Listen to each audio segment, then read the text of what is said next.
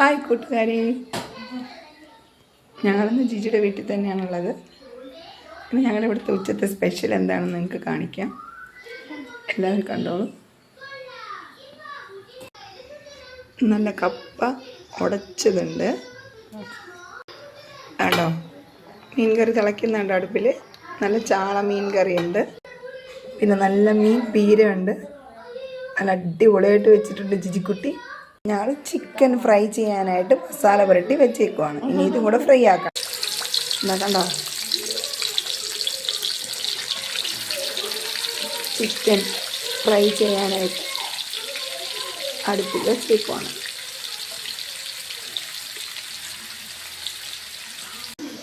അങ്ങനെ chicken fry ആയിക്കൊണ്ടിരിക്കുകയാണ്.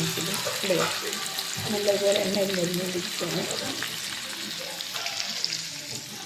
ജിജി ഇവിടെ പണിയിലാണുള്ളത്.